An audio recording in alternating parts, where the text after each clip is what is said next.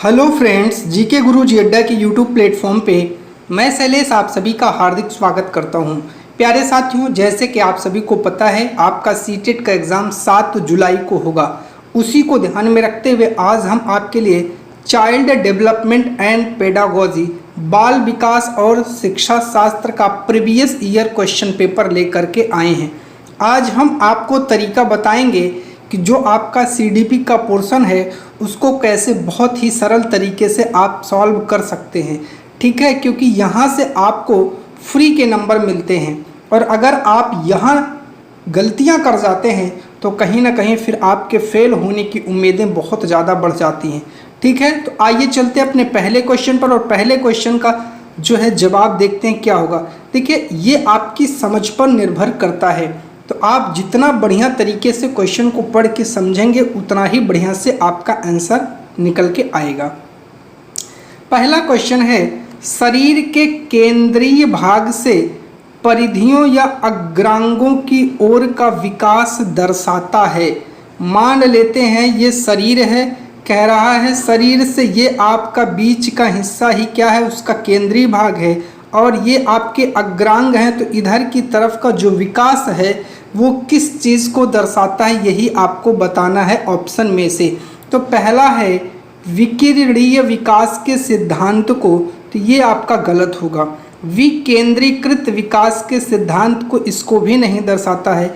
मध्य बाह्य विकास के सिद्धांत को, बिल्कुल सही है, ये मध्य है और ये बाहर है, तो मध्य बाह्य विकास के सिद्धांत को दर्शाता है। तो पहले का आपको राइट जवाब मिल गया होगा। चलिए क्वेश्चन नंबर 2 पर चलते हैं और क्वेश्चन नंबर 2 का राइट जवाब देखते हैं क्या होगा।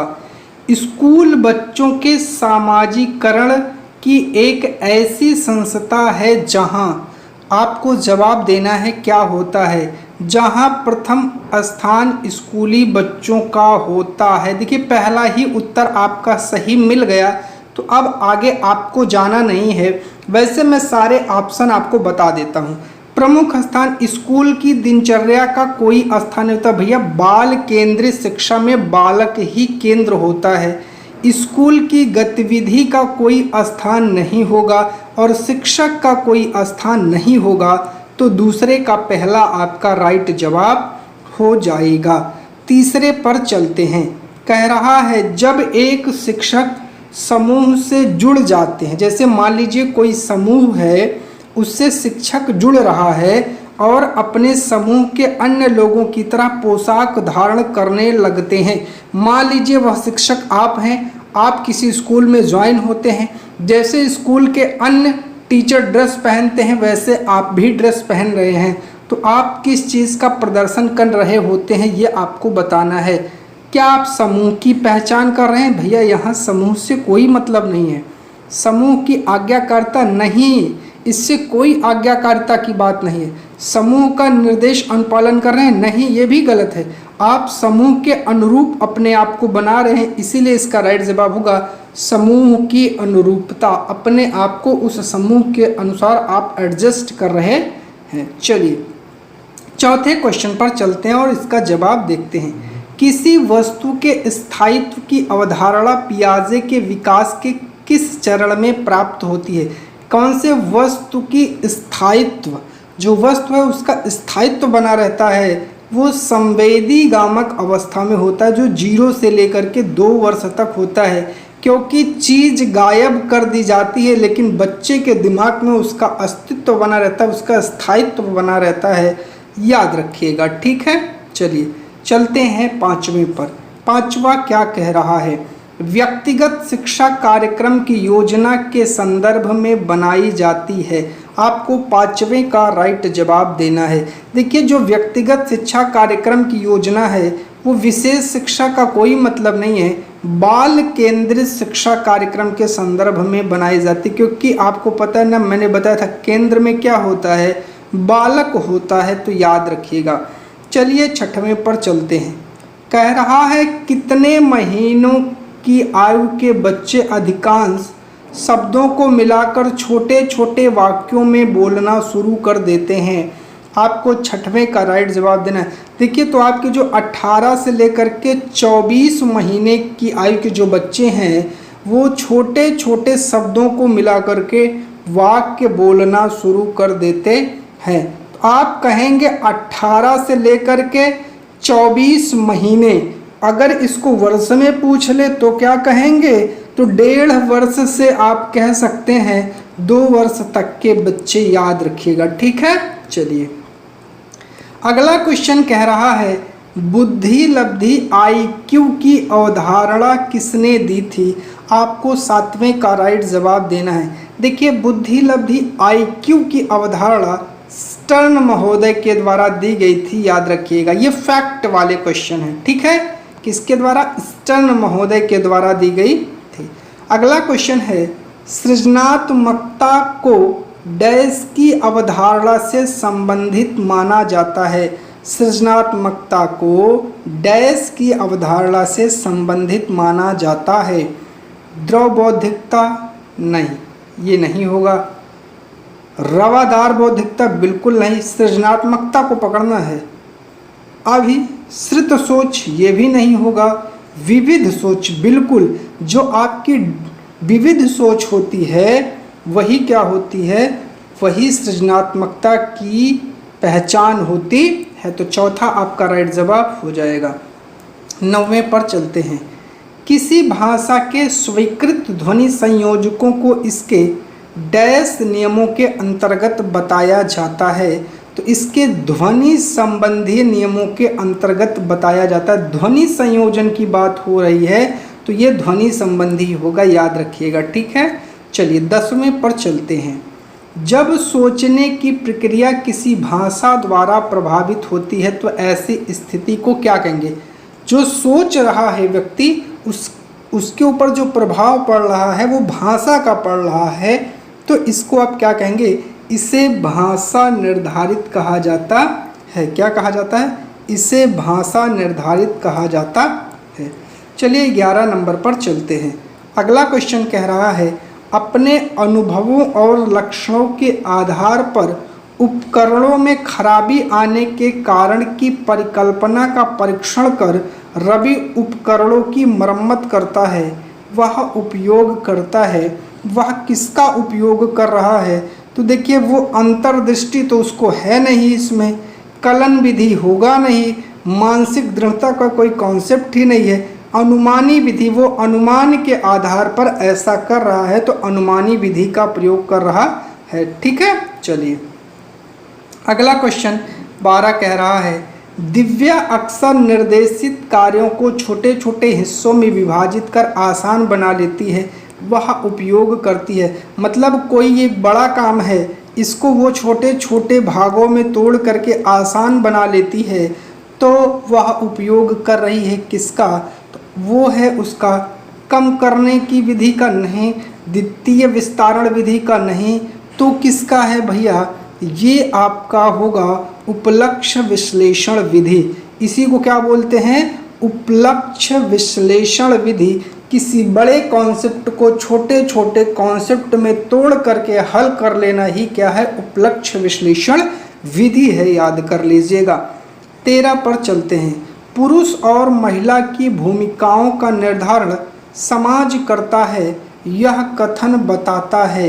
क्या बता रहा है ये कथन, देखिए ये आपको यहाँ इसका जो लिंग है उसका निर्धारण समाज से जोड़ा गया है, तो लैंगिकता एक सामाजिक अवतरण है, यही इसका क्या हो जाएगा, राइट जवाब हो जाएगा। तो 13 का चौथा आपका राइट जवाब हो जाएगा। 14 नंबर पर चलते हैं।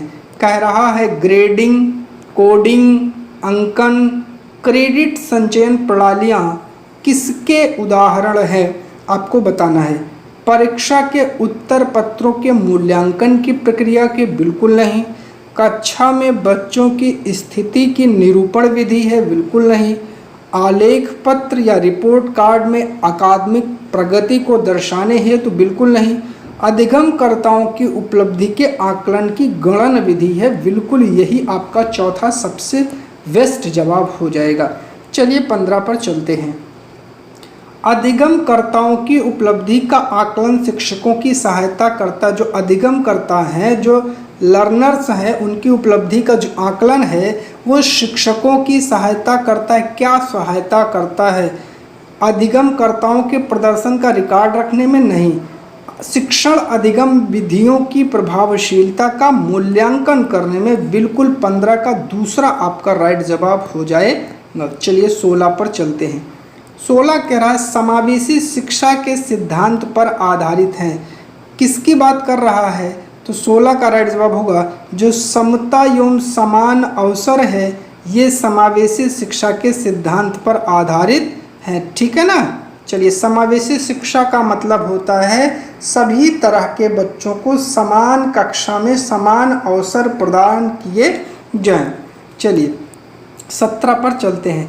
कह रहा है दिव्यांग जन अधिकार अधिनियम वर्ष डैश में लागू किया गया। दिव्यांग जन अधिकार अधिनियम किस वर्ष में लागू किया गया, ये आपको राइट जवाब देना है। इसका राइट जवाब हो जाएगा 2016 में लागू किया गया। चलिए अगला क्वेश्चन है व्यक्तिगत विविधताओं वाले बच्चों को पढ़ाने के लिए ऐसे विद्यालय होने चाहिए जहां शिक्षक, अब शिक्षक की बात है, व्यक्तिगत विविधताओं के आधार पर देखिए वर्गीकृत शब्द आ गया है तो आपका आंसर गलत। विविध अधिगम आवश्यकताओं के अनुसार विभिन्न शिक्षण अधिगम प्रविधियों का प्रयोग करने में प्रशिक्षित हो। बिल्कुल 100% सही जवाब। अभी आगे मैं ऑप्शन दिखाता हूँ, आगे के ऑप्शन गलत कैसे हैं। विशिष्ट व्यक्तिगत विविधताओं वाले बच्चों को पढ़ाने के लिए, क्या विशिष्ट व्यक्तिगत विविधता आ गया, ये भी आपका गलत हो जाएगा। बच्चों को समरूप अधिगमकर्ता बनाने में प्रशिक्षित हो, नहीं, ये भी गलत है। दूसरा आपका राइट जवाब हो जाएगा। अगला कह रहा है निःशुल्क एवं अनिवार्य बाल शिक्षा अधिकार अधिनियम 2009, ठीक है, राइट टू एजुकेशन एक्ट दिव्यांग बच्चों की निःशुल्क शिक्षा के अधिकारों को सुनिश्चित करता है। 19 का राइट जवाब क्या होगा? तो 6 वर्ष से लेकर 18 वर्ष तक के बच्चों के लिए। ठीक है। चलिए क्या the right of children to free and compulsory education act 2009 या RTE जो 2009 है वो दिव्यांग बच्चों की निःशुल्क शिक्षा के अधिकारों के लिए जो उम्र है वो 6 से लेकर के 18 वर्ष तक की है। चलिए 20 पर चलते हैं। 20 कह रहा है विविध अधिगमकर्ताओं के लिए सुगम्य स्वरूपों में शिक्षण अधिगम सामग्रियां प्रदान करने का तात्पर्य क्या है? आपको 20 का राइट जवाब देना है।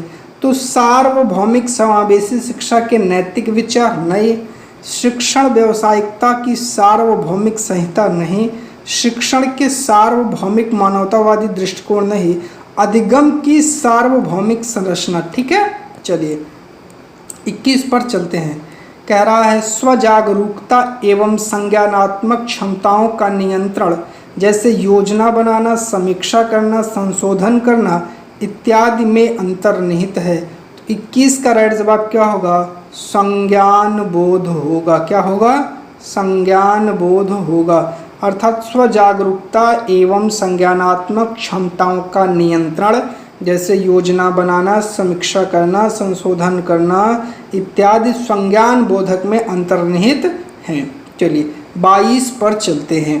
जब बच्चे प्राप्त की गई सूचनाओं की व्याख्या करने के लिए अपने अनुभवों के आधार पर सोचते हैं तो उसे कहा जाता है। 22 का राइट जवाब क्या होगा? तो उसे मूर्त सोच कहा जाता है। याद रखिएगा प्यारे साथियों। चलिए चलते हैं क्वेश्चन नंबर 23 पर। क्वेश्चन नंबर 23 कह रहा अधिगमकर्ताओं को व्यक्तिगत क्षमता के आधार पर उनकी कठिनाइयों के विभिन्न स्तरों को ध्यान में रखते हुए पढ़ाने की विधि को क्या कहा जाता है? तो उसे विभेदी अनुदेशन कहा जाता है। क्या कहा जाता है? विभेदी अनुदेशन। 24 कह रहा है प्रतिपालन अधिगम का एक विशिष्ट चरण है जो अधिगम के डैश चरण का पूर्ववर्ती है। तो वो सामान्यीकरण जो होता है उसी का पूर्ववर्ती होता है। 25 कह रहा है जनजोग का यह मानना है कि संज्ञान और भाव होते हैं। तो जो संज्ञान और भाव हैं वो स्वतंत्र होते हैं, याद रखिएगा। कैसे होते हैं? स्वतंत्र होते हैं। 26 पर चलते हैं। कह रहा है पहले से सीखे हुए कार्यों में सुधार लाने के लिए शिक्षक बच्चों को प्रदर्शन देकर सिखा रहा है।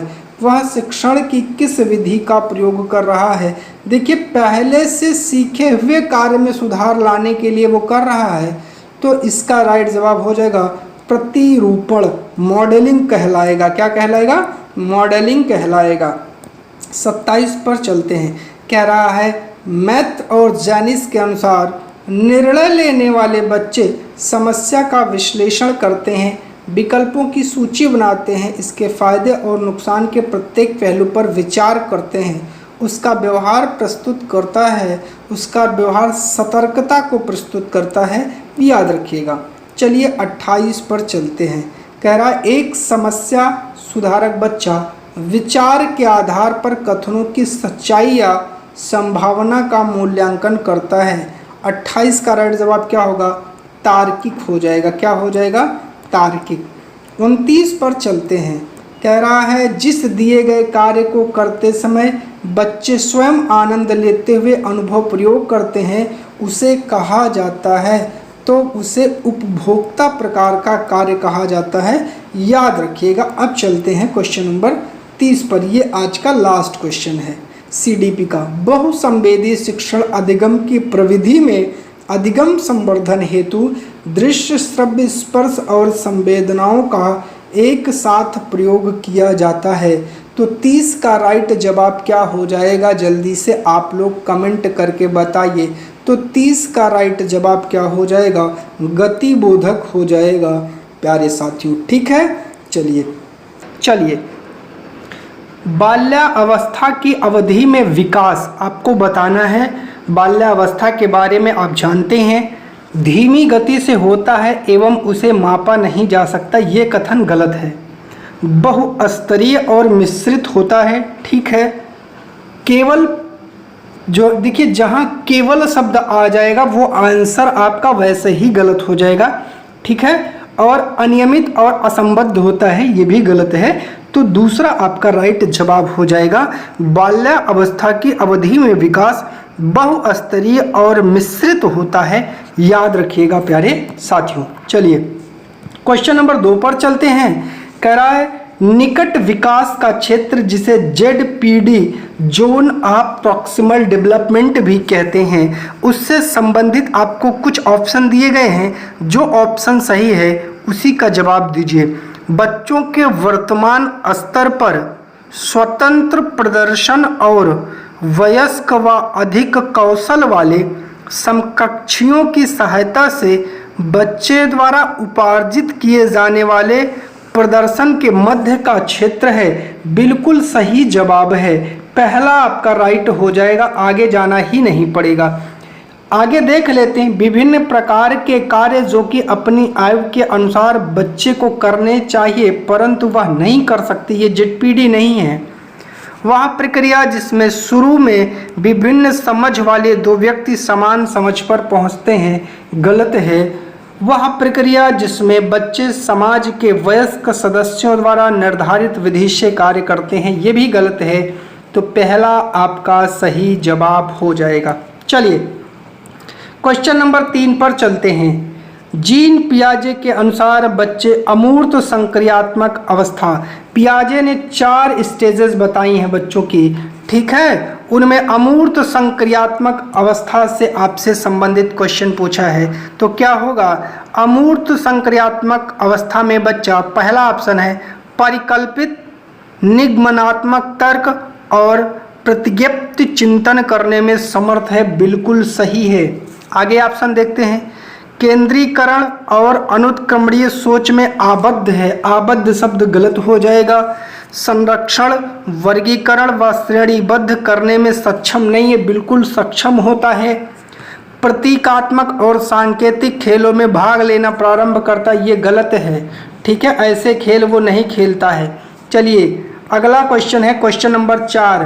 कह रहा है लॉरेंस कोहल वर्ग की नैतिक विकास के सिद्धांत के अनुसार व्यक्ति किस अवस्था में है जब वह विश्वास करता है कि वर्तमान सामाजिक प्रणाली को सक्रियता पूर्वक बनाए रखने से धनात्मक मानवीय संबंध और सामाजिक वर्ग सुरक्षित रहता है। चौथे का राइट जवाब क्या होगा?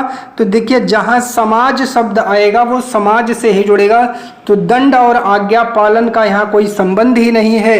सामाजिक क्रम व्यवस्था अभिविन्यास इसका राइट जवाब हो जाएगा। चलिए, पांचवा क्वेश्चन आपसे क्या कह रहा है, देखिए कह रहा है हार्वर्ड गार्डनर के बहुबुद्धि सिद्धांत के अनुसार निम्नलिखित में से कौन सा जोड़ा बुद्धि के प्रकार और अंत स्थिति अनुपालन संभावना के अनुसार सही है? कौन सा सही है बताना है। स्थानिक बुद्धि मनोवैज्ञानिक की होती है, गलत है। अंतरावैयक्तिक जो बुद्धि है वो विक्रेता की होती है, गलत है। भाषिक बुद्धि मूर्तिकार की होती है, नहीं, गलत है। शारीरिक गति संवेदना जो आपका खिलाड़ी है उसमें होता है, बिल्कुल चौथा आपका राइट जवाब हो जाएगा। चलिए, क्वेश्चन नंबर 6 पर चलते हैं। लेव वाइगोत्स्की के अनुसार छठवें का राइट जवाब दीजिए। बच्चों के संज्ञानात्मक विकास में भाषा की एक महत्वपूर्ण भूमिका होती है, बिल्कुल सही है। बच्चे भाषा अधिग्रहण यंत्र द्वारा भाषा सीखते हैं, गलत। बच्चों का संज्ञानात्मक विकास चरणों में होता है, ये वाइगोत्स्की के अनुसार नहीं है। स्कीमा शब्द पियाजे का है, ये भी गलत हो जाएगा। चलिए चलते हैं क्वेश्चन नंबर 7 पर।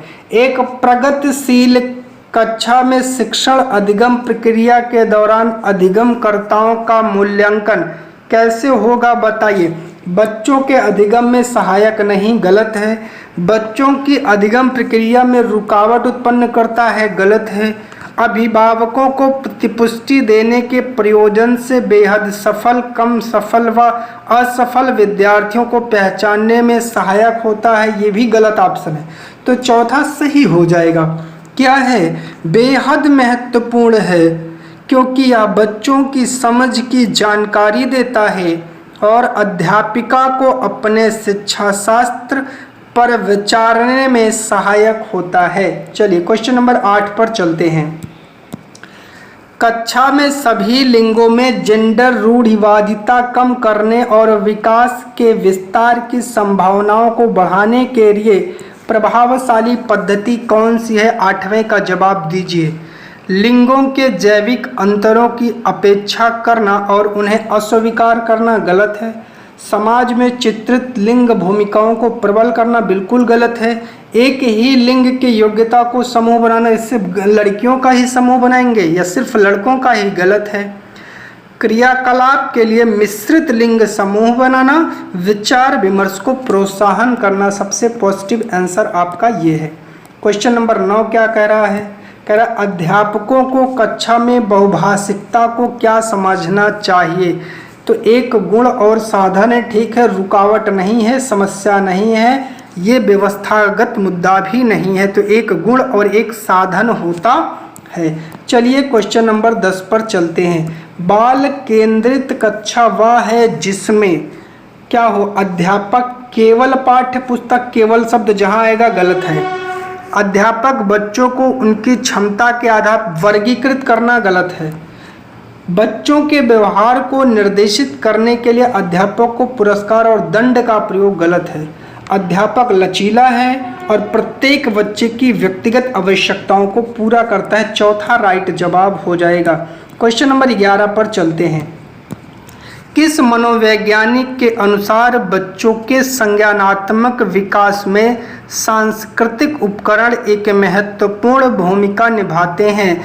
तो जो सांस्कृतिक या समाज से जुड़े हुए हैं वो है वाइगोत्स्की। इनकी ट्रिक है समाज या सामाजिक और सांस्कृतिक, दो शब्द याद रखिएगा, ये दोनों वाइगोत्स्की के ट्रिक हैं। अगला है आंशिक दृष्टि वाले विद्यार्थी के लिए निम्नलिखित में से कौन सी अधिगम सामग्री उपयुक्त नहीं है? तो जो होगी वो गलत होगी, जो नहीं होगी वही सही होगी। 12 का राइट जवाब देना है। बड़े आकार में मुद्रित पुस्तकें, तो ये तो सही है लेकिन नहीं पूछा है तो गलत होगा। त्रिविमीय नक्शे और चार्ट सही है तो गलत हो जाएगा, ठीक है। बोलती पुस्तकें, स्पर्शीय सूचना पट, ये भी गलत हो जाएगा। छोटी मुद्रा वाली कार सीट, क्योंकि उसको और नहीं देखेगा तो ये गलत हो जाएगा। क्वेश्चन नंबर 13 पर चलते हैं और 13 का राइट जवाब देखते हैं क्या होगा। समावेशी शिक्षा के पीछे अंतर्निहित विचार क्या है? 13 का राइट जवाब दीजिए। बच्चों को उनकी योग्यता के आधार पर पृथक करना। देखिए, जहाँ पृथक करने की बात आएगा ऑप्शन गलत हो जाएगा। बच्चों की अक्षमताओं के आधार पर उनकी सीमाओं की पहचान करने के लिए उन्हें नामांकित करना, ये भी गलत ऑप्शन है। अलग अलग अक्षमताओं वाले बच्चों के लिए विशिष्ट शैक्षिक संस्थान का प्रावधान, ये भी गलत ऑप्शन है। दार्शनिकता की सभी बच्चों को नियमित विद्यालय में समान शिक्षा पाने का अधिकार है। चौथा आपका राइट जवाब हो जाएगा। क्वेश्चन नंबर 14 क्या कह रहा है? प्रतिभाशाली और सृजनात्मक बच्चों की आवश्यकताओं को किस प्रकार संबोधित किया जा सकता है? चुनौतीपूर्ण कार्य और नीरसता दूर करने के लिए क्रियाकलाप देकर, ठीक है। वे प्रश्न देकर जिनमें अभिमुखी चिंतन की आवश्यकता है, गलत हो जाएगा। प्रश्न हल करने के लिए विशिष्ट निर्देश उपलब्ध कराकर, ये भी गलत है। रटने पर आधारित, तो गलत ही हो जाएगा। तो पहला आपका राइट जवाब हो जाएगा। 15 पर चलते हैं। कह रहा है पठन वैफल्य बच्चों की पहचान किस प्रकार की जा सकती है? आपको जवाब देना है, ठीक है। बताइए, 15 का राइट जवाब दीजिए। उनके सामाजिक और सांस्कृतिक संदर्भ को जानकर, गलत है। पूर्ण शारीरिक स्वास्थ्य परीक्षण द्वारा, गलत है। उनके पढ़ने और लिखने की कौशलता के विश्लेषण से ही, जो आपके डिसलेक्सिया का मतलब होता है पठन विकार, याद रखिएगा, तो उसी से पठन विकार को जाना जा सकता है।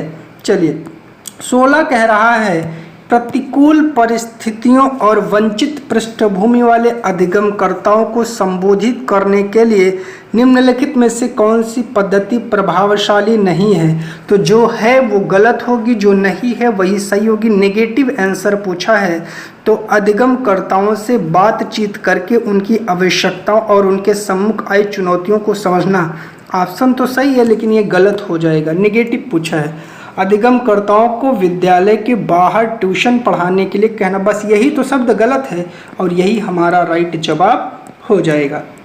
क्वेश्चन नंबर 17 क्या कह रहा है? बच्चों के अधिगम में शारीरिक स्वास्थ्य और सांवेगिक अवस्था क्या होगी? इसका कोई प्रभाव नहीं होता, गलत है। इसका एक महत्वपूर्ण भूमिका होती है, याद रखिएगा। क्वेश्चन नंबर 18 पर चलते हैं और 18 का राइट जवाब देखते हैं क्या होगा। 18 क्या कह रहा है देखते हैं। कह रहा है कक्षा में अर्थपूर्ण अधिगम को प्रोत्साहित करने के लिए अध्यापिका को क्या करना चाहिए? बताइए। कह रहा है विद्यार्थियों की सहायता करनी चाहिए कि वे अपने मनोभावों और अभिप्रेरणों को सुव्यवस्थित कर पाएँ, ठीक है। विद्यार्थियों को उनके प्रदर्शन के आधार पर वर्गीकृत नहीं करना, जहाँ ये आएगा वो गलत हो जाएगा। विद्यार्थियों में संवाद और परिचर्चा को प्रोत्साहित करना, ठीक है, जिससे वे बहुपरिप्रेक्ष्य करने में सशक्त हों, बिल्कुल सही है। कक्षा में विविधता की उपेक्षा नहीं करना है, गलत हो जाएगा। पहला राइट जवाब हो जाएगा। 1 और 3 आपके सही हैं। 19 कह रहा है अधिगम एक डैश और डैश प्रक्रिया है। 19 का राइट जवाब क्या होगा? अधिगम एक जटिल और सक्रिय प्रक्रिया है, याद रखिएगा। 20 कह रहा है कि अपनी कक्षा में अर्थपूर्ण अधिगम को सुसाध्य बनाने के लिए अध्यापिका को अपनी कक्षा में सामाजिक, सांस्कृतिक, धार्मिक, भाषाई विविधता को क्या करना चाहिए? टालना चाहिए, गलत है। उपेक्षित करना, गलत है। समझना चाहिए, क्या करना चाहिए? अनदेखा भी नहीं करना है, समझना है। 21 कह रहा है कि कक्षा में प्रभावशाली अधिगम के लिए डैश वातावरण की रचना करनी चाहिए बजाय डैश वातावरण के। 21 का राइट जवाब होगा सहयोगिक और प्रतिस्पर्धी। पहला आपका राइट जवाब हो जाएगा। 22 कह रहा है निम्नलिखित में से कौन सा उदाहरण विद्यार्थियों को अधिगम के लिए अभिप्रेरित करने के लिए प्रभावशाली पद्धति है? 22 का राइट जवाब क्या होगा बताइए। तो पाठ उपलब्ध कराना, विशेषकर जब विद्यार्थी कोई नया कौशल सीख रहे, बिल्कुल सही जवाब आपका हो जाएगा। अगला क्वेश्चन है 23 कह रहा है बच्चों के चिंतन के विषय में निम्नलिखित में से कौन सा कथन सही नहीं है? 23 का जवाब क्या होगा? बच्चे अपने आसपास की विविध घटनाओं के बारे में स्वयं अपने सिद्धांतों की रचना करते हैं। तो जो सही है वो गलत होगा। बच्चे प्रत्ययों को स्वयं नहीं सोच सकते। अब ये स्वयं क्यों नहीं सोच सकते, यही आपका राइट जवाब हो जाएगा। चलिए 24 पर चलते हैं। बच्चों का विद्यालय में असफल होना क्या है? 24 का जवाब दीजिए। प्रस्तावित करता है कि वंचित पृष्ठभूमि वाले बच्चों में अधिगम का सामर्थ्य नहीं होता, गलत कथन है। निर्दिष्ट करता है कि विद्यालय इन बच्चों की आवश्यकताओं और रुचियों की पूर्ति करने में समर्थ नहीं बन। एक चीज याद रखिएगा, बच्चा कभी नहीं फेल होता। फेल होता है टीचर, फेल होता है उसकी शिक्षण पद्धति, फेल होता है विद्यालय, बच्चा कभी फेल नहीं होता, याद रखिएगा। 25 पर चलते हैं। समूह में एक दूसरे को पढ़ाने और सहायता करने से क्या होता है? बच्चे स्वयं ही चिंतन प्रक्रिया पर आक्षेप कर सकते हैं और संज्ञानात्मक क्रियाकलाप के उच्च स्तर पर पहुंच सकते हैं, बिल्कुल सही जवाब हो जाएगा। 26 कह रहा है कि एक डैश कक्षा में अध्यापिका अपनी शिक्षा शास्त्र व आकलन की विधियों को विद्यार्थियों की व्यक्तिगत जरूरतों के अनुसार परिवर्तित करती है। तो 26 का राइट जवाब क्या होगा? तो वो प्रगतिशील कक्षा कहलाती है, याद रखिएगा। 27 पर चलते हैं। कह रहा है कि विकास के विषय में निम्नलिखित में से कौन सा कथन सही है? 27 का राइट जवाब दीजिए। बच्चों के विकास में बहुत सी सांस्कृतिक विविधताएं होती हैं, ठीक है। संसार में सभी बच्चों का विकास एक ही क्रम में, गलत है। एक ही क्रम में सब बच्चों का विकास नहीं हो सकता। विकास सुरुचिपूर्ण सुव्यवस्थित समूह की अवस्थाओं में पूर्व निश्चित आनुवंशिक घटकों के कारण होता है, बिल्कुल गलत है। विकास एक सरल और एक दिशीय विकास सरल नहीं, एक जटिल प्रक्रिया और बहुदिशीय होती है, एक दिशीय नहीं होती। 28 पर चलते हैं। निम्नलिखित में से मध्य बाल्यावस्था की अवधि का मुख्य प्रमाण चिन्ह कौन सा है? 28 का राइट जवाब दीजिए। प्रतीकात्मक खेल का उभरना, बिल्कुल गलत है। तर्क संगत विचारों का विकास जो कि प्राकृतिक रूप से मूर्त है, बिल्कुल सही जवाब दूसरा हो जाएगा। क्वेश्चन नंबर 29 पर चलते हैं। 29 क्या कह रहा है? बच्चों के सामाजिकरण में विद्यालय क्या है? 29 का जवाब दीजिए। विद्यालय की कोई भूमिका नहीं है, गलत है। कैसे नहीं है भाई? बहुत कम भूमिका है, गलत है। प्राथमिक कारक है, नहीं। तृतीय कारक है। प्राथमिक कारक क्या होता है? याद रखिएगा, परिवार होता है। बच्चे का जो परिवार होता है, बच्चे के सामाजिकरण का जो है पहला कारक वही है। और बच्चा सामाजिकरण का जो पहला पार्ट सीखता है वो परिवार से। और बच्चे की पहली माँ क्या होती, जो मतलब पहली जो उसकी माँ है, उसकी पहली गुरु है, या सबसे पहला गुरु क्या होता है? उस बच्चे की जो माँ होती है वह उस बच्चे की पहली गुरु होती है। ये भी आपको याद रखना होता है, ठीक है। ये भी क्वेश्चन आपसे कई बार पूछा जाता है। क्वेश्चन नंबर 30 पर चलते हैं। आज का आखिरी क्वेश्चन है इस सेशन का, और देखते हैं क्या कह रहा है। निम्नलिखित में से किस मनोवैज्ञानिक ने प्रस्तावित किया है कि बच्चों का चिंतन गुणात्मक रूप से वयस्कों की अपेक्षा अलग होता है? आपको 30 का जवाब देना है। क्या होगा? तो जीन पियाजे हो जाएगा, याद रखिएगा। सबसे पहला क्वेश्चन है, शारीरिक विकास के संदर्भ में बच्चे ब्लैंक स्पेस पहले हासिल करते हैं, फिर ब्लैंक स्पेस के कौशल सीखते हैं। इसमें आपका राइट जवाब होगा, पहला होगा स्थूल गतिक कौशल और दूसरा होगा सूक्ष्म मांसपेशियों के इस्तेमाल से। देखिए, जो आपका स्थूल गतिक कौशल है यह है क्या, इसको समझिए। स्थूल गतिक कौशल आमतौर पर जो बच्चे हैं ना, उनका जो गत्यात्मक विकास होता है उसके एक हिस्से के रूप में शैशवा अवस्था से प्रारंभिक बाल्यावस्था के दौरान होता है। जैसे खड़े होकर के चलना, खड़े होना, दौड़ना, कूदना, सीढ़ी चढ़ना उतरना, कुर्सी पर चढ़ना उतरना, ये सभी चीज़ें आपकी स्थूल गतिक कौशल के अंतर्गत आती हैं। जबकि जो आपका, बात को समझिएगा, जो सूक्ष्म गतिक कौशल है वो छोटे मांसपेशी गतियों के समन्वय को संदर्भित करता है जो शरीर के विभिन्न अंगों में होता है, जैसे उंगलियों या अंगूठे का प्रयोग करना, रेत में पैर की उंगलियों को हिलाना, अपने हाथ से कलम को पकड़ना। ये सभी के सभी सूक्ष्म मांसपेशियों के इस्तेमाल के वर्क हैं। ठीक है, चलिए, जैसे पैसे का गिनना। अब चलते हैं क्वेश्चन नंबर 2 पर। क्वेश्चन नंबर 2 क्या कह रहा है, आइए देखते हैं, समझते हैं, और इसका भी जो आपका एक्सप्लेनेशन है उसको बहुत अच्छे से समझेंगे। बाल विकास के समकालीन सिद्धांत बच्चों के बारे में क्या समझ रखते हैं, आपको इसका जवाब देना है। ठीक है, तो बताइएगा क्या समझ रखते हैं। देखिए, जो आपका इसका राइट जवाब होगा वो होगा बच्चे सक्रिय उद्देश्यपूर्ण जो है कह सकते हैं प्राणी है। क्या है? प्राणी है, जिनकी अपने खुद के विकास में एक बहुत महत्वपूर्ण भूमिका होती है। बात को समझिएगा, बाल विकास के समकालीन परिप्रेक्ष्य बाल्यावस्था को एक विशिष्ट सांस्कृतिक एवं सामाजिक संरचना मानते हैं। इसमें आपका राइट जवाब दूसरा हो जाएगा, याद रखिएगा। क्वेश्चन नंबर 3 पर चलते हैं।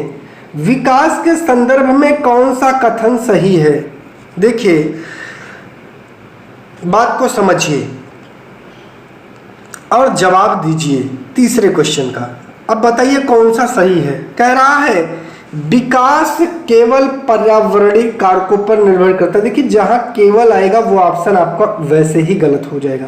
यहां भी केवल है, ये भी गलत। अगला, विकास कम समय के लिए होने वाला अस्थायी परिवर्तन है। कैसे आप कह सकते हैं कम समय के लिए है? विकास समग्र एवं व्यवस्थित रूप से निरंतर चलने वाली प्रक्रिया है। चौथा आपका राइट जवाब हो जाएगा। बात को समझिएगा। देखिए, मैं आपको क्या बताना चाह रहा हूं, समझिए। देखिए, विकास जो है शारीरिक वृद्धि के अवरुद्ध हो जाने के बाद भी वो चलता रहता है। बल्कि हम इसको सिंपली वे में अगर समझना चाहें, बहुत ही आसान तरीके से, तो विकास बच्चे के जन्म से लेकर उसके मृत्यु तक चलने वाली एक प्रक्रिया है। यह क्रमबद्ध रूप से होने वाला सुसंगत परिवर्तनों की एक क्रमिक श्रृंखला है। ठीक है, चलिए अब चलते हैं क्वेश्चन नंबर 4 पर। प्रतीकों के निर्माण एवं उपयोग करने की क्षमता की एक प्रमुख उपलब्धि है। चौथे का राइट जवाब आपको देना है। क्या है? कि आपकी एक पूर्व संक्रियात्मक अवस्था है। क्या है? पूर्व संक्रियात्मक अवस्था। बात समझिएगा, जो आपका संज्ञानात्मक विकास है उसी के अंतर्गत ये पूर्व संक्रियात्मक अवस्था आती है। इसका फेज क्या है? 2 से लेकर के 7 साल, 2 से संवेदी पेशी की 0 से 2 साल तक है।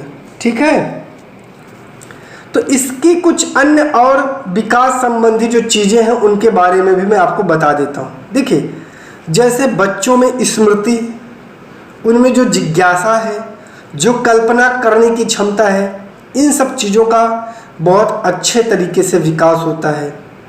जो प्रतीकात्मक रूप से चीज़ें हैं उनको समझने का प्रयास करते हैं। ठीक है, इनका जो सोच होती है, इनकी सोच बहुत उदासीन होती है और ये किसी दूसरों के प्रति अपना दृष्टिकोण नहीं रख पाते हैं।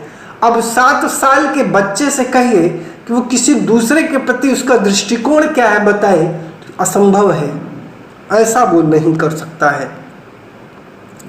चलिए क्वेश्चन नंबर 5 पर चलते हैं। 5 क्या कह रहा है? पियाजे के सिद्धांत के अनुसार कौन सी प्रक्रिया है जो एक शिशु की क्रिया का वर्णन करती है जिसमें वह गोलाकार वस्तुओं की जगह समकोण वस्तुओं तक पहुंचने के लिए अपने हाथ के पकड़ने के तरीके को बदलती है? इसका राइट जवाब क्या हो जाएगा? इसका राइट जवाब होगा भैया समायोजन। देखिए, समायोजन एक ऐसी प्रक्रिया होती है जो कि जो एक शिशु होता है वो जो क्रिया करता है उसका वर्णन करने का प्रयास करती है। जैसे कि वह गोलाकार वस्तु की जगह अगर समकोण वस्तु तक पहुंचने के लिए अपना हाथ पकड़ने के तरीके को बदल रही है, तो समायोजन में नई जानकारी को समझने के लिए जो आपका मौजूदा स्कीमा का संशोधन शामिल है, इसमें पूरी तरह से एक नया स्कीमा बनाना शामिल हो सकता है या हो जाता है। यही है, ठीक है। चलिए क्वेश्चन नंबर 6 पर चलते हैं। लॉरेंस कोहल वर्ग के अनुसार किस स्तर पर व्यक्तिगत आवश्यकताओं की संतुष्टि नैतिक चयन को निर्धारित करती है? बताइए, 6 का राइट जवाब आपको देना है। देखिए, इसका राइट जवाब क्या होगा आपको बताना है। चलिए बताइए क्या होगा भैया, इसका राइट जवाब क्या होगा, जल्दी से आपको बताना है, ठीक है। चलिए अब बात को समझिए। देखिए, लॉरेंस कोहल वर्ग के अनुसार किस स्तर पर व्यक्तिगत आवश्यकताओं की संतुष्टि नैतिक चयन को निर्धारित करती है? एक शब्द आया है यहाँ, नैतिक चयन। तो इसका राइट जवाब क्या होगा? विनियम उद्देश्य अभिविन्यास पहला हो जाएगा, ठीक है। समझिएगा कैसे, मैं आपको समझाता हूँ। देखिए, किसी भी व्यक्ति की सही और गलत, विवेक, नैतिक और धार्मिक मूल्य और सामाजिक दृष्टिकोण और जो व्यवहार की अवधारणाओं के क्रमिक गठन को ही नैतिक विकास कहा जाता है। जो नैतिक व्यवहार है वो किसी में जन्मजात नहीं हो सकता है। नैतिक व्यवहार को आप समाज से सीख सकते हैं, समाज से अर्जित कर सकते हैं। कोहल वर्ग महोदय के अनुसार जो विनिमय उद्देश्य अभिविन्यास स्तर पर जो व्यक्तिगत आवश्यकताओं की संतुष्टि है उसका निर्धारण नैतिक चयन के आधार पर होता है। कोहल वर्ग द्वारा 1958 में नैतिक विकास का सिद्धांत दिया गया था और इसमें 3 स्तर तथा 6 चरण में वर्गीकृत किया गया है। तो जो नैतिक विकास का सिद्धांत कोहल वर्ग ने दिया है, नोट कर लीजिएगा। इसमें स्तर कितने हैं? इसमें 3 स्तर हैं और 6 चरण हैं। अब ये 6 चरण कौन से हैं मैं बोलता हूँ, सुन लीजिएगा। पहला चरण है सजा व आज्ञा पालन अभिविन्यास, दूसरा है विनिमय उद्देश्य अभिविन्यास, तीसरा है अच्छा लड़का और अच्छी लड़की अभिविन्यास, चौथा है कानून और व्यवस्था अभिविन्यास, पांचवा है सामाजिक अनुबंधन कानूनी अभिविन्यास, छठवां है सार्वभौमिक नैतिक सिद्धांत अभिविन्यास, ठीक है। चलिए क्वेश्चन नंबर 7 पर चलते हैं। 7 का राइट जवाब देखते हैं क्या होगा। लेव वाइगोत्स्की ने प्रतिपादित किया कि बच्चों के सीखने को सुसाधित करने के लिए उन्हें राइट जवाब देना है, क्या होगा? तो उन्हें क्या करना चाहिए? उन्हें स्कैफोल्डिंग, पाढ़, मचान, इस व्यवस्था के द्वारा उन्हें क्या करना चाहिए? सहायता करना चाहिए। तो पाढ़ प्रदान करना चाहिए, ठीक है। इसी का नाम है मचान, इसे ही कहते हैं स्कैफोल्डिंग, याद रखिएगा। क्वेश्चन नंबर 8 पर चलते हैं और 8 का राइट जवाब देखते हैं। चलिए, लेव वाइगोत्स्की ने प्रस्तावित किया कि सोच, जो सोच है वो क्या है? बच्चों और किसी अन्य व्यक्ति के बीच सहभागी गतिविधियों के दौरान सह निर्मित हो जाती है। बिल्कुल पहला आपका राइट जवाब हो जाएगा, इसमें कोई दिक्कत नहीं है। देखिए, लेव वाइगोत्स्की महोदय ये रूस के एक वैज्ञानिक हैं, रूसी वैज्ञानिक हैं, जिन्होंने सामाजिक सांस्कृतिक विकास का सिद्धांत दिया था। क्या दिया था? सामाजिक सांस्कृतिक विकास का सिद्धांत दिया था। वाइगोत्स्की के अनुसार बच्चे के विकास में समाज और उसकी संस्कृति की भूमिका जो है उस पर विशेष बल देती है, याद रखिएगा। ठीक है, चलिए क्वेश्चन नंबर 9 पर चलते हैं। चलिए अगले क्वेश्चन पर चलते हैं। कह रहा है कक्षा कक्ष में बच्चे सीखने की प्रक्रिया में सक्रिय भागीदारी करते हैं और वे अपनी गति, जरूरतों और क्षमताओं के अनुसार सीखते हैं। इसका राइट जवाब क्या हो जाएगा? इसका राइट जवाब होगा प्रगतिशील। देखिए, जो प्रगतिशील कक्षा कक्ष है उसमें जो बच्चा है वो सीखने की प्रक्रिया में सक्रिय भागीदार होकर के सीखता है, अपनी गति, अपनी ज़रूरत और अपनी क्षमता के अनुसार सीखता है। देखिए, प्रगतिशील कक्षा प्रगतिशील शिक्षा का एक भाग है जो हर बच्चे की क्षमता में विश्वास करती है। और जो प्रगतिशील शिक्षा है इसके जनक जॉन डीवी हैं, याद रखिएगा। इसके जनक कौन हैं? जॉन डीवी महोदय इसके जनक हैं। ठीक है, चलिए चलते हैं क्वेश्चन नंबर 10 पर, और 10 का राइट जवाब आप सभी को देना है। चलिए, कह रहा है बहुबुद्धि सिद्धांत के अनुसार हर व्यक्ति में क्या होती है आपको बताना है। सामान्य क्षमताओं का एक समूह होता है, गलत है। एक निश्चित आईक्यू होती है जो जन्म के समय तय हो जाती है, गलत है। अलग अलग मात्रा में विभिन्न संज्ञानात्मक क्षमताएं होती हैं, बिल्कुल तीसरा राइट जवाब हो जाएगा। देखिए, जो बहुबुद्धि सिद्धांत है इसमें 8 अलग अलग प्रकार की बुद्धि के बारे में हमें पढ़ना है। ये जो बहुबुद्धि सिद्धांत है इसको दिया है हार्वर्ड गॉर्डनर महोदय ने। ठीक है, और ये जो गॉर्डनर महोदय हैं ये अमेरिका के हैं। कहाँ के हैं? अमेरिका के हैं, याद रखिएगा। ठीक है, इस सिद्धांत के अनुसार हर व्यक्ति में अलग अलग मात्रा में विभिन्न संज्ञानात्मक क्षमताएं होती हैं। अब ये 8 बुद्धि की प्रकार कौन सी हैं? अगर आप नोट करना चाहें तो नोट कर ले, मैं बोल रहा हूँ। सबसे पहले आती है भाषाई बुद्धि, फिर आती है तार्किक गणितीय बुद्धि जिसमें आपके मैथमेटिशियन, साइंटिस्ट आते हैं। फिर आती है स्थानिक बुद्धि जिसमें आपके कौन आते हैं? आपके जैसे बेड बनाने वाले हो गए, पेंटर हो गए, चित्रकार हो गए। फिर आती है संगीतमय बुद्धि जैसे आपके गायक हो गए।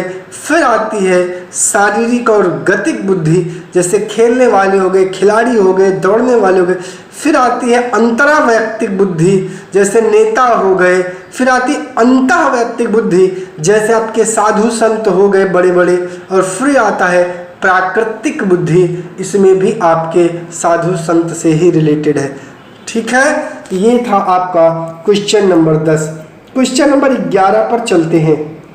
कह रहा है बालक एवं बालिकाओं की निजी भाषा संज्ञानात्मक विकास में महत्वपूर्ण भूमिका रखती है क्योंकि वह स्वचिंतन को निर्देशित एवं नियंत्रित करती है। इस प्रत्यय के समर्थक कौन है? तो ये तो सभी को पता होगा भैया, इसके समर्थक कौन है? सभी लोग इसका आंसर कमेंट करके दीजिए। देखिए, इसके समर्थक आपके लेव वाइगोत्स्की महोदय हैं। बात को समझिए, ठीक है, कौन है? लेव वाइगोत्स्की महोदय हैं। क्वेश्चन नंबर 12 पर चलते हैं और 12 का राइट जवाब देखते हैं क्या होगा। चलिए क्वेश्चन नंबर 12 पर चलते हैं। 12 का राइट जवाब दीजिएगा। कह रहा है बच्चों में जेंडर रूढ़िवादिता और जेंडर भूमिका अनुरूपता को कम करने के लिए कौन सी प्रभावी युक्ति होगी? आपको इसका राइट जवाब देना है। तो क्या होगा? जो आपका जेंडर पृथक बैठने की व्यवस्था करना, तो इससे कहाँ हो पाएगा? जेंडर विशिष्ट भूमिकाओं पर ध्यान देना, ये भी गलत है। जेंडर पृथक खेल समूह करना, ये भी गलत है। जेंडर संबंधित जो पूर्वाग्रह हैं उन पर चर्चा करना, ये आपका राइट जवाब हो जाएगा। ठीक है, बात को समझिएगा। ठीक है, चलिए क्वेश्चन नंबर 13 पर चलते हैं और 13 का राइट जवाब देखते हैं क्या होगा। कह रहा सीखने सिखाने को हर बच्चे के लिए उपयुक्त या प्रभावशाली बनाने के लिए एक शिक्षिका को क्या करना चाहिए, बताइए। बच्चों को संलग्न करने के लिए विविध गतिविधियां करनी चाहिए। ठीक है, व्यक्तिगत विभिन्नताओं को नज़रअंदाज व खारिज करना चाहिए, गलत है।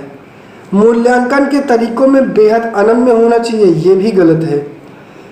एक समान व मानकीकृत पाठ्यचर्या का पालन करना चाहिए, भी गलत है।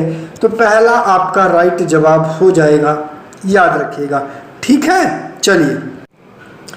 चलिए क्वेश्चन नंबर 14 पर चलते हैं और 14 का राइट जवाब देखते हैं क्या होगा। कह रहा है, बात को समझिएगा, कह रहा है एक सामाजिक रचनात्मक कक्षा में स्मरण पर आधारित लिखित परीक्षाएं मूल्यांकन का एकमात्र तरीका होनी चाहिए। तो ये तो निगेटिव कथन है। बच्चे रटकर स्मरण करने के द्वारा सबसे प्रभावी ढंग से सीखते, दोनों आंसर गलत हैं। ए और आर दोनों गलत हो जाएगा। क्वेश्चन नंबर 15 पर चलते हैं और 15 का राइट जवाब देखते हैं क्या होगा। क्या कह रहा है, आइए देखते हैं। 15 क्या कह रहा है समझिएगा। ठीक है, कह रहा समावेशी शिक्षण ऐसे शैक्षिक तंत्र को संबोधित करता है जिसमें बच्चों की शारीरिक, मानसिक, सामाजिक, संवेगात्मक, भाषाई व अन्य विशिष्टताओं को न देखते हुए सभी बच्चों का समायोजन किया जाना चाहिए। बिल्कुल सही है। समावेशन एक व्यापक दर्शन है जो केवल दिव्यांग बच्चों तक सीमित ना हो। बिल्कुल सही है, दोनों के दोनों कथन सही हैं और आर जो है वो एक की व्याख्या भी करता है, इसलिए आपका पहला राइट जवाब हो जाएगा। क्वेश्चन नंबर 16 पर चलते हैं। प्राथमिक माध्यमिक कक्षाओं में शिक्षिकाओं को विविधता को किस तरह देखना चाहिए, इसका राइट जवाब देना है। तो देखिए, किस रूप में देखना चाहिए, सीखने में अवरोधक के रूप में, गलत है। जो विविधता है उसको नज़रअंदाज करना चाहिए, गलत है। विविधता को कम करने के लिए मानकीकृत पाठ्यचर्या को प्रोत्साहित करना चाहिए, गलत है। एक गुण के रूप में देखना चाहिए जिससे बहुरूपता को बढ़ावा मिले, चौथा आपका राइट जवाब होगा। बात को समझिए, प्राथमिक माध्यमिक कक्षाओं में शिक्षक या शिक्षिकाओं को विविधता को एक गुण के रूप में देखना चाहिए। क्यों? देखिए, इससे क्या होता है कि जो बच्चे हैं उनमें विभिन्न सामाजिक, सांस्कृतिक और पृष्ठभूमि का ज्ञान होगा और ठीक है, विभिन्न शिक्षण शैलियों को वो सीखेंगे, आपस में मिलजुल कर उस पर परिचर्चा करते हैं। चलिए क्वेश्चन नंबर 17 पर चलते हैं। क्या कह रहा है? क्वेश्चन नंबर 17 कह रहा है कार्तिक जो 5वीं कक्षा में पढ़ता है उसे अपने दोस्तों और शिक्षकों के साथ मौखिक और गैर मौखिक सामाजिक संवाद करने में निरंतर मुश्किल होती है, या किसके लक्षण हो सकते हैं आपको बताना है। तो ये किसके लक्षण हैं? ये भैया स्वालीनता के लक्षण हैं। ठीक है, स्वालीनता क्या है? जिसमें बच्चे को बातचीत करने में, पढ़ने लिखने में और समाज के साथ मेल जोल बढ़ाने में समस्या आती है, जिसे ऑटिज्म कहते हैं। क्वेश्चन नंबर 18 पर चलते हैं। 18 क्या कह रहा है देखते हैं और 18 का राइट जवाब दीजिएगा। कह रहा है निम्न में से कौन से शिक्षण शास्त्रीय प्रावधान एक दृष्टिबाधित विद्यार्थी की जरूरतों के अनुसार उपयुक्त समायोजन है? आपको राइट जवाब देना है। क्या होगा? कक्षा में गैर जरूरी बाधाओं को हटाना, ठीक है। विभिन्न प्रकार का दृश्यित प्रस्तुतिकरण, भैया जब वो देखता ही नहीं तो इससे क्या मतलब है। बहुत से विज्ञप्ति पत्र देना जिसमें संकल्पनात्मक चित्रण हो, ये भी गलत है। कक्षाई अधिगम को परिशिष्ट करने के लिए अभिलिखित सामग्री देना, चौथा आपका सही है। तो क्या हो जाएगा आपका, देखिए इसका राइट जवाब आपका सी वाला हो जाएगा, पहला और चौथा। ठीक है, चलिए अब चलते हैं क्वेश्चन नंबर 19 पर। क्या कह रहा है, रचनात्मकता की एक पहचान विशेषता क्या है, आपको इसका राइट जवाब देना है। देखिए इसका मतलब है कि अपसारी सोच कई अलग अलग विचारों या उत्तरों को प्रस्तावित करने की क्षमता है, पहला राइट जवाब हो जाएगा। बात को समझिए, रचनात्मकता की एक पहचान विशेष अपसारी सोच कई अलग अलग विचारों या उत्तरों को प्रस्तावित करने की क्षमता है। रचनात्मकता की विशेषता में मौलिकता, धारा प्रवाहिता, लचीलापन और गहन जिज्ञासा की भावना भी शामिल होती है, याद रखिएगा। क्वेश्चन नंबर 20 पर चलते हैं। 20 का राइट जवाब देखते हैं क्या होगा। यदि शिक्षिका विद्यार्थियों की रचनात्मकता का आकलन करना चाहती है, उसे कौन सा कार्य नहीं करना चाहिए? बताइए, जो नहीं करना है। परिणाम से अधिक प्रक्रिया पर ध्यान केंद्रित करना चाहिए, विद्यार्थियों की आपस में तुलना करना, बिल्कुल यही नहीं करना है। उसे आपस में बच्चों का कंपैरिजन करना ही नहीं है। चलिए क्वेश्चन नंबर 21 पर चलते हैं। सीखना क्या है, एक निष्क्रिय प्रक्रिया है? नहीं। तो सीखना व्यक्तिगत कारकों से प्रभावित होता है, ठीक है। अभी इसको देखते हैं आगे। सामाजिक सांस्कृतिक संदर्भ से स्वतंत्र होता है, गलत।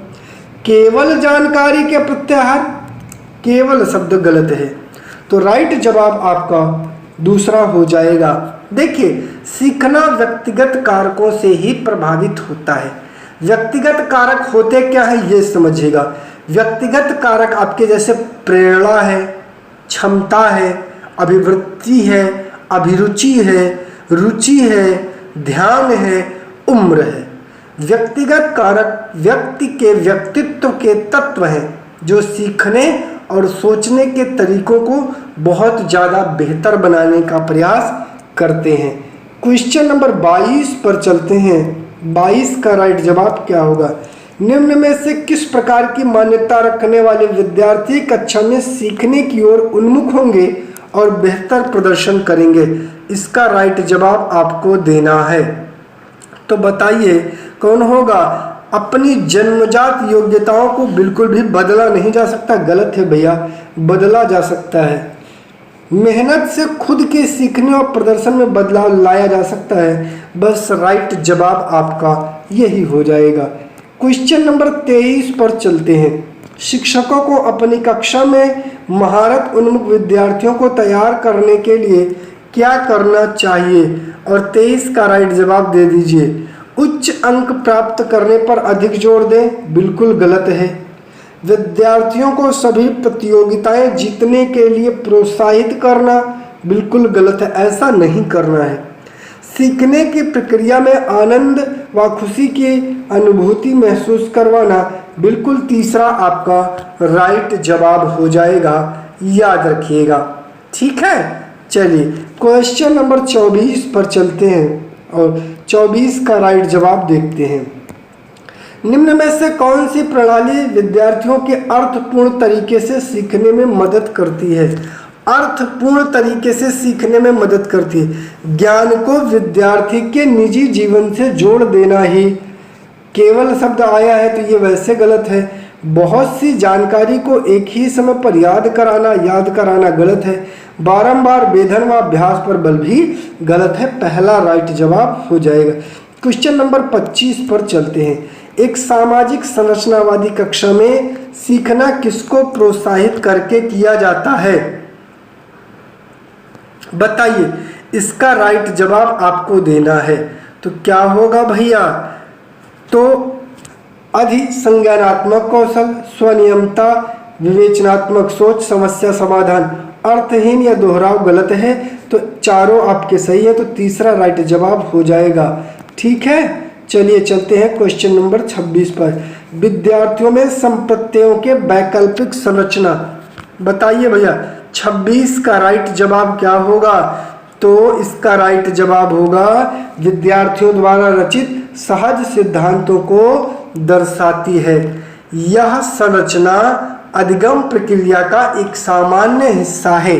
इसके द्वारा शिक्षक यह पहचानता है कि बच्चा सोचने में सक्षम है कि नहीं और उनकी सोच जो वयस्क की सोच है उससे किस प्रकार भिन्न है, ये भी जानने का प्रयास करता है। क्वेश्चन नंबर 27 पर चलते हैं। कह रहा है बच्चे कैसे सीखते हैं? तो सबसे पहला भैया प्रयोग व अन्वेषण द्वारा, सुनकर, बोलकर, चर्चा व मनन करके, चीजें बना कर करके। सभी की सभी आपके ऑप्शन सही है, पहला राइट जवाब हो जाएगा। 28 एक माध्यमिक कक्षा कक्ष में विद्यार्थियों को सबसे ज्यादा अभिप्रेरित करने वाले अर्थपूर्ण शैक्षिक कार्य वह होते हैं जो, आपको राइट जवाब देना है कौन होता है जो, क्या होगा आगे, जो आपका माध्यम चुनौती प्रस्तुत करते हैं वही होगा। बिल्कुल चुनौती गलत, बेहद चुनौती गलत, पुनर्वर्ती या उबाऊ गलत हो जाएगा। दूसरा आपका राइट जवाब हो जाएगा। क्वेश्चन नंबर 29 अधिगम को अर्थपूर्ण बनाने के लिए उसे से जोड़ा जाना चाहिए। उसे आनंद व संतुष्टि से जोड़ा जाना चाहिए। ठीक है, देखिए समझिए, अधिगम को अर्थपूर्ण बनाने के लिए उसे आनंद व संतुष्टि से जोड़ा जाना चाहिए। अर्थपूर्ण अधिगम तभी संभव है जब अधिगमकर्ता नवीन ज्ञान को उस प्रासंगिक अवधारणा से जोड़ने का प्रयास करे जिसे वो पहले से ही जानता है। इसे प्रोत्साहित करने के लिए विद्यार्थियों को प्रदर्शन के लक्ष्य के बजाय अधिगम के लक्ष्य को निर्धारित करने के लिए प्रेरित करना है कि आपको प्रदर्शन नहीं करना है, आप अधिगम के द्वारा उन चीज़ों को करके दिखाइए। चलिए क्वेश्चन नंबर 30 और आज का लास्ट क्वेश्चन, और 30 का राइट जवाब आप लोग दीजिए। क्या कह रहा है? कह रहा है एक शिक्षिका बहुत से परियोजना कार्य देती है व बच्चों को सहयोगात्मक रूप से कार्य करने के लिए प्रोत्साहित करती है। ठीक है, बच्चे अपने सहकक्षियों से चर्चा करके बहुत कुछ सीखते हैं, सही है। और ये R1 की व्याख्या करता है, तो पहला आपका राइट जवाब होगा। चलिए चलते हैं अपने पहले क्वेश्चन पर और देखते हैं पहले क्वेश्चन का राइट जवाब क्या होगा। प्रश्न संख्या 1 से 30 तक आपको CDP दिया गया है। निम्नलिखित वर्णन को पढ़िए तथा कोहल वर्ग के नैतिक तर्क की अवस्था को पहचानिए। जब आप कोहल वर्ग के सभी अवस्था को पढ़े होंगे तभी आप इस क्वेश्चन को कर सकते हैं। ठीक है, जैसे पियाजे हुए, स्किनर हुए, कोहल वर्ग हुए, पावलाव हुए, इन सबको आपको बहुत अच्छे से पढ़ना होगा। यहाँ से क्वेश्चन बहुत आते हैं। कह रहा है अंतःकरण के स्वचयनित नैतिक सिद्धांतों के द्वारा सही कार्य परिभाषित किया जाता है जो कानून एवं सामाजिक समझौते पर ध्यान दिए बिना संपूर्ण मानवता के लिए वैध होता है। आपको इसका राइट जवाब देना है, क्या होगा? अंतःकरण का मतलब स्वयं से आपको जोड़ करके देखना है। ठीक है, पहला ऑप्शन है यंत्रीय उद्देश्य अभिविन्यास, जो कि गलत है, ये ऑप्शन बिल्कुल गलत है। दूसरा कह रहा है सामाजिक अनुबंध। जब अंतःकरण की बात कर रहा है तो सामाजिक से कोई मतलब ही नहीं होगा। कह रहा है सामाजिक क्रम व्यवस्था अभिविन्यास, ये होगा, तो ये भी नहीं होगा। सार्वभौम नैतिक सिद्धांत अभिविन्यास, बिल्कुल, तो पहले का आपका चौथा राइट जवाब हो जाएगा। ठीक है, चलिए अब चलते हैं क्वेश्चन नंबर 2 पर। क्वेश्चन नंबर 2 क्या कह रहा है? निम्नलिखित में से कौन सा मूर्त क्रियात्मक अवस्था के प्रमुख कौशलों में से एक है? ठीक है, मूर्त क्रियात्मक अवस्था का जो कौशल है उसमें से एक कौशल इसमें कौन सा है आपको बताना है। कह रहा सजीवात्मक चिंतन, ये है तो गलत हो जाएगा। सुरक्षित रखने की योग्यता, बिल्कुल, तो दूसरा आपका राइट जवाब हो जाएगा। चलिए क्वेश्चन नंबर 3 पर चलते हैं। जीन पियाजे एवं ले वाइगोत्स्की जैसे संरचनावादी अधिगम को किस रूप में देखते हैं? अर्थात इनके अनुसार अधिगम किस तरीके से है? तो तीसरे का राइट जवाब देना है। कौशल का अर्जन के रूप में, बिल्कुल नहीं। प्रतिक्रियाओं का अनुबंधन के रूप में, बिल्कुल नहीं। निष्क्रिय आवृत्ति प्रक्रिया के रूप में, बिल्कुल नहीं। सक्रिय विनियोजन से अर्थ निर्माण की प्रक्रिया, बिल्कुल। चौथा ही आपका राइट जवाब हो जाएगा। अगला क्वेश्चन है, समाचार पत्रों से कहानियाँ एवं कतरनों का चयन करना एवं प्रस्तुत करना जो पुरुष एवं महिलाओं दोनों को गैर परंपरागत भूमिकाओं में चित्रित करते हैं, निम्नलिखित में से किसके लिए एक प्रभावी रणनीति है? आपको चौथे का राइट जवाब देना है। लैंगिक जेंडर पक्षपात को बढ़ाने के लिए, गलत है, बढ़ाना नहीं है। लैंगिक जेंडर स्थिरता को बढ़ाने के लिए, बिल्कुल ये भी गलत है। रूढ़िवादी लैंगिक जेंडर भूमिकाओं को प्रोत्साहन देने के लिए, बिल्कुल गलत है, प्रोत्साहन नहीं देना है। लैंगिक जेंडर रूढ़ियों का सामना करने के लिए, बिल्कुल चौथा आपका राइट जवाब हो जाएगा। हमेशा आपको पेडागॉजी में पॉजिटिव आंसर पे ही चलना है। पांचवा कह रहा है, निम्नलिखित में से कौन बच्चे के सामाजिकरण में एक महत्वपूर्ण भूमिका अदा करेगा? पांचवें का राइट जवाब देना है। तो मीडिया करता है, बिल्कुल करता है। बच्चा न्यूज देखता है, वहाँ से बहुत सारी चीज़ों को जानता है। विद्यालय करता ही करता है, परिवार करता ही करता है, पड़ोस करता ही करता है। तो आपके चारों के चारों ऑप्शन सही हैं। चौथा आपका राइट जवाब हो जाएगा। अगला क्वेश्चन है, हार्वर्ड गार्डनर के बहुबुद्धि सिद्धांत के अनुसार निम्नलिखित विशेषताओं से युक्त एक व्यक्ति की बुद्धि को किस प्रकार से वर्गीकृत किया जा सकता है? विशेषता दिया गया है, आपको नीचे ऑप्शन दिए गए हैं, सही उत्तर आपको कमेंट करके बताना है। दूसरों की मनोदशा, स्वभाव, प्रेरणा तथा अभिप्राय को उचित तरीके से पता लगाने एवं प्रतिक्रिया करने की योग्यता जिसके पास होगी वो कैसा व्यक्ति होगा? तो वो आपका कैसा व्यक्ति होगा बताइए भैया? तो वो प्रकृतिवादी होगा, बिल्कुल नहीं। अंतराव्यक्तिक होगा, बिल्कुल नहीं। वो अंतरव्यक्तिक होगा। कैसा होगा? इंटरपर्सनल होगा, इंट्रापर्सनल नहीं होगा, इंटरपर्सनल होगा। ठीक है, चलिए क्वेश्चन नंबर 7 पर चलते हैं और 7 का आपको देना है राइट जवाब। बच्चों के मूल्यांकन के लिए निम्नलिखित में से कौन से कारण होने चाहिए? और आपको 7वें का राइट जवाब देना है। क्या होगा? चलिए मैं क्वेश्चन को थोड़ा सा और ऊपर कर देता हूँ, आप लोग अच्छे से देखिए। तो बताइए कौन कौन से सही होंगे? बताइए, कह रहा है बच्चों को गैर उपलब्धि वाले, निम्न उपलब्धि वाले, औसत एवं उच्च उपलब्धि के रूप में अलग करना। अगर आप बच्चों को अलग कर देंगे तो समावेशी शिक्षा की बात कहाँ रह जाएगी? ये तो गलत है। कक्षा में शिक्षण अधिगम प्रक्रियाओं में सुधार करना, बिल्कुल सही है। समय के साथ बच्चों में होने वाले अधिगम परिवर्तनों एवं प्रगति के बारे में पता लगाना, बिल्कुल सही है। बच्चों की क्षमताओं, संभावनाओं, सशक्त पक्षों एवं चुनौतीपूर्ण पक्षों के बारे में माता पिता के साथ चर्चा करना, बिल्कुल सही है। तो पहला गलत है, जिसमें पहला ऑप्शन होगा वो गलत हो जाएगा। तो पहला पहले में है गलत, दूसरे में है गलत, तीसरे में दूसरा, तीसरा, चौथा तीनों मिल रहा है, चौथे में तीसरा नहीं है। तो तीसरा आपका राइट जवाब हो जाएगा। क्वेश्चन नंबर 8 पर चलते हैं। निम्नलिखित में से कौन सा प्रगतिशील शिक्षा की अवधारणा के बारे में प्रमुख है? प्रगतिशील शिक्षा के बारे में आपको बताना है। इसका राइट जवाब क्या होगा? पाठ्य पुस्तक केंद्रित अधिगम, ये प्रगतिशील शिक्षा का कॉन्सेप्ट है, गलत है।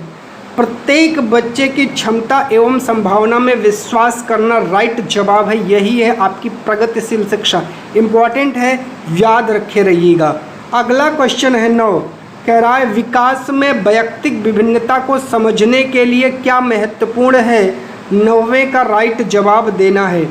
कह रहा है वंशगत विशेषताओं पर विचार करना जो प्रत्येक व्यक्ति को जीवन में विशेष शुरुआत देती है, बिल्कुल नहीं। पर्यावरणीय कारकों पर विचार करना जो लोगों को प्रभावित करते हैं, बिल्कुल नहीं। शरीर एवं दिमाग के परिपक्वन पर विचार करना, बिल्कुल नहीं। वंशागत विशेषताओं के साथ साथ पर्यावरणीय कारकों एवं उनकी पारस्परिक क्रिया पर विचार करना, चौथा आपका राइट जवाब हो जाएगा। चलिए अगला क्वेश्चन है 10।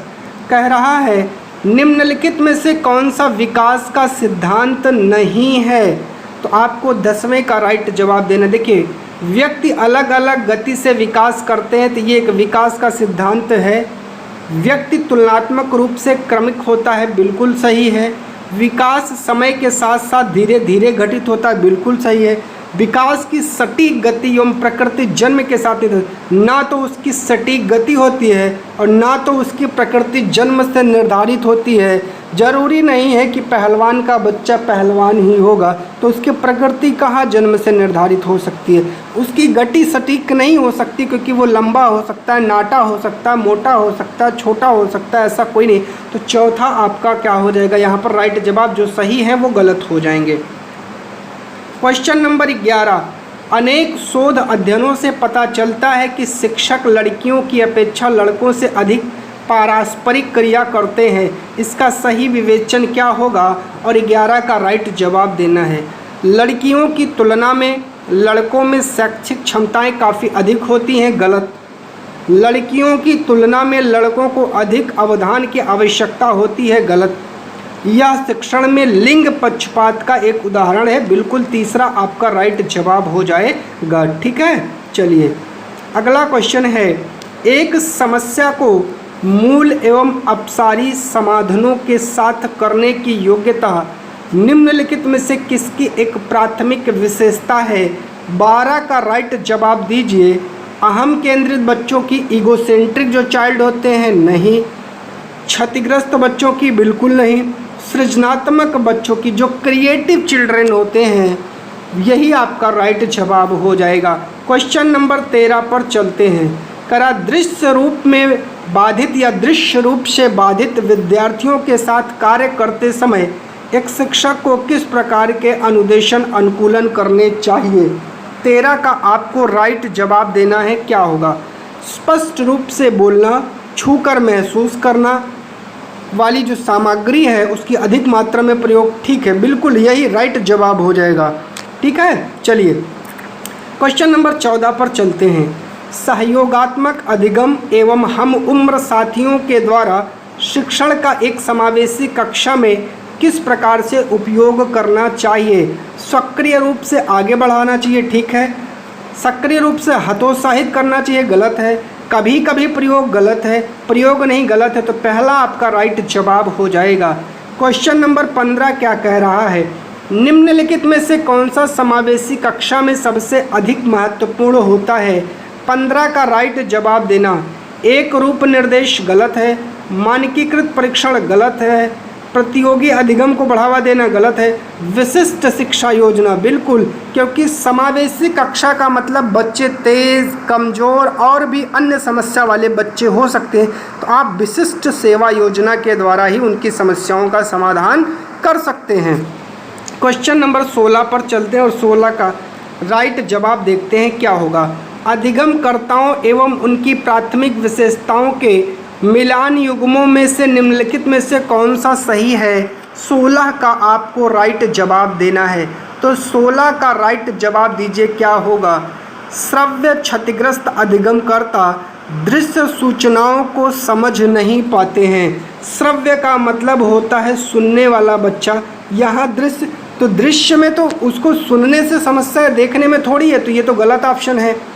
दूसरा कह रहा है कि पठन अक्षमता अधिगमकर्ता धारा प्रवाह पढ़ने और लिखने में कमी है, बिल्कुल। जिसकी पठन अक्षमता होगी वो धारा प्रवाह रूप से पढ़ नहीं पाएगा। तो दूसरा आपका राइट जवाब हो जाएगा।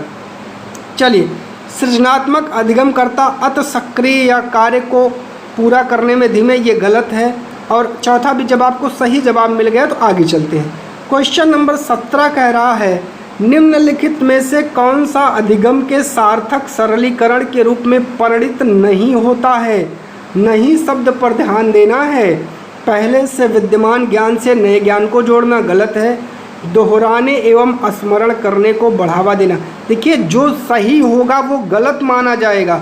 रटने और दोहराने की प्रक्रिया को मना किया गया है तो ये गलत है, तो ये सही हो जाएगा। उदाहरण गैर उदाहरण का प्रयोग सही है तो गलत हो जाएगा। एक समस्या पर अनेक तरीकों से विचार सही है तो गलत हो जाएगा। चलिए अगले क्वेश्चन पर चलते हैं, 18 पर। 18 क्या कह रहा है, आइए देखते हैं। चलिए 18 थोड़ा बड़ा है, इसको 3 पार्ट में देखेंगे। चलिए, निम्नलिखित में से कौन सा एक संरचनात्मक परिवेश के साथ अनुकूलन नहीं हो सकता है? नहीं शब्द आया है तो राइट जवाब क्या होगा? विद्यार्थियों को जटिल, सार्थक एवं समस्या आधारित गतिविधियों में लगे रहने के लिए लगातार अवसर प्रदान करते जाते हैं, गलत है। चलिए, विद्यार्थी सहयोगात्मक तरीके से कार्य करते हैं तथा आपस में कार्य केंद्रित वार्ता में लगे रहने के लिए सहयोग दिया जाता है, ये भी गलत है। अगला चलते हैं, तीसरे और चौथे पर। शिक्षक प्रमुख प्रकरणों के संबंध में विद्यार्थियों के विचार एवं अनुभवों को प्राप्त करते हैं। उनके वर्तमान ज्ञान की पुनर्संरचना या विस्तृत करने के लिए शिक्षण अधिगम की योजना बनाते हैं, ये भी गलत है। चौथा, अब चौथा सही हो जाएगा, देखते क्या है। अध्यापक विशिष्ट सत्रावसान मूल्यांकन रणनीतियों को लागू करते हैं तथा प्रक्रियाओं के बजाय प्रदर्शन पर फीडबैक देते हैं, तो चौथा आपका राइट जवाब हो जाएगा। चलिए 19 पर चलते हैं। एक शिक्षक को विद्यार्थियों को ब्लैंक स्पेस निर्धारित करने के लिए प्रोत्साहित करना चाहिए, बजाय कि अब आपको उत्तर देना है 19 का। 19 का क्या हो जाएगा? अधिगम लक्ष्य और प्रदर्शन लक्ष्य। एक शिक्षक विद्यार्थियों को अधिगम लक्ष्य निर्धारित करने के लिए प्रोत्साहित करने के बजाय प्रदर्शन लक्ष्य के, बिल्कुल ठीक है। 19 का पहला आपका राइट जवाब हो जाएगा। 20 पर चलते हैं। निम्नलिखित में से कौन प्रभावी अधिगम रणनीतियों के उदाहरण हैं? 20 का राइट जवाब दीजिए। चलिए, लक्ष्य एवं समय सारणी निर्धारित करना ठीक है। संगठनात्मक चार्टों एवं अवधारणात्मक नक्शे बनाना ठीक है। उदाहरण एवं गैर उदाहरण के बारे में सोचना सही है।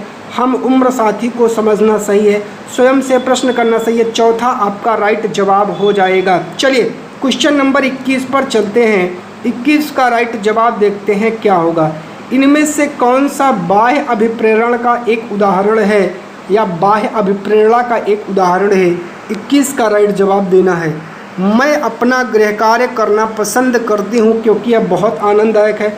गलत है, ये बाह्य प्रेरणा से नहीं है। मैं बहुत अधिक सीखती हूँ जब मैं अपना गृह कार्य करती हूँ, ये अंदर से उसके निकल रहा है। गृह कार्य करने से मैं अपनी अवधारणाओं को अच्छी तरह समझ पाती हूँ, ये भी उसका अंदर से है। तो चौथा सही हो जाएगा। मैं अपना गृह कार्य पूरा करती हूँ क्योंकि शिक्षक प्रत्येक नियत कार्य के लिए हमें अंक देते हैं। बाह्य प्रेरणा है, शिक्षक अगर अंक ना दे तो वो गृह कार्य ना करे। चलिए क्वेश्चन नंबर 22 पर चलते हैं। एक प्राथमिक कक्ष में एक शिक्षक को क्या करना चाहिए? 22 का जल्दी से आपको राइट जवाब देना है। केवल शब्द आया है तो गलत है, केवल शब्द आया है तो गलत है। उदाहरण एवं गैर उदाहरण दोनों देना चाहिए, नहीं देना चाहिए तो गलत है। तीसरा राइट जवाब हो जाएगा, ठीक है। चलिए 23 पर चलते हैं। निम्नलिखित रणनीतियों में से कौन सी बच्चों में अर्थ निर्माण को बढ़ावा देगी? 23 का राइट जवाब दीजिए। तो अन्वेषण एवं जो परिचर्चा है वही आपके बच्चों में अर्थ निर्माण को बढ़ावा देती है। चलिए अगला है बच्चों की गलतियां एवं भ्रांत धारणाएं। 24 का राइट जवाब क्या होगा? शिक्षण अधिगम प्रक्रिया में एक महत्वपूर्ण कदम है। एनसीएफ ये हमें बताता है। चलिए अगला क्वेश्चन 25 पर चलते हैं और राइट जवाब देखते हैं। संरचनात्मक ढांचे में बच्चे को किस रूप में देखा जाता है?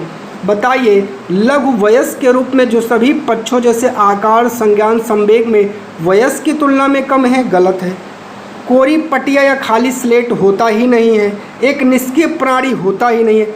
एक समस्या समाधान करने वाला तथा वैज्ञानिक अन्वेषक के रूप में बिल्कुल चौथा राइट जवाब हो जाएगा। 26 पर चलते हैं और राइट जवाब देखते हैं क्या होगा। अपनी कक्षा में सहयोगात्मक अधिगम का प्रयोग करते समय एक शिक्षक की भूमिका किस प्रकार होती है? आपको 26 का राइट जवाब देना है। तो किस प्रकार होगी? एक मूक दर्शक के रूप में गलत है, कक्षा को छोड़ देना नेगेटिव शब्द है, गलत है, सहयोगात्मक होना और प्रत्येक समूह की निगरानी करना, पॉजिटिव आंसर आपको देखना है। 27 पर चलते हैं।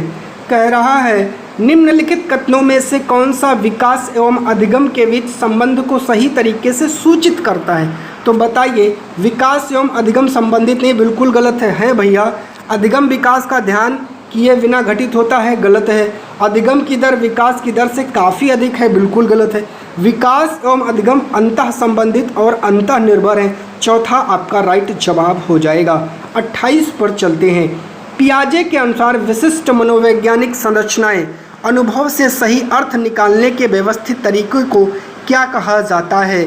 तो वो मानसिक उपकरण नहीं कहा जाता है, स्कीमा कहा जाता है। क्या कहा जाता है? स्कीमा कहा जाता है।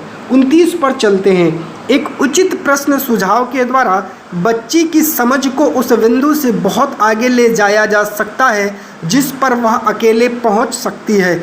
निम्नलिखित में से कौन सी संरचना उपरोक्त कथन को प्रकाशित करती है? 29 का राइट जवाब क्या हो जाएगा?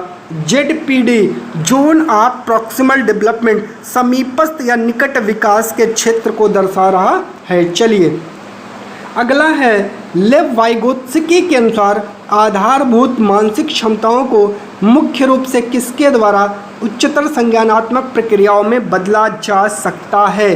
पुरस्कार एवं दंड नहीं, ये वाइगोत्स्की जो है समाज से जुड़े हैं, तो सामाजिक पारस्परिक क्रिया के द्वारा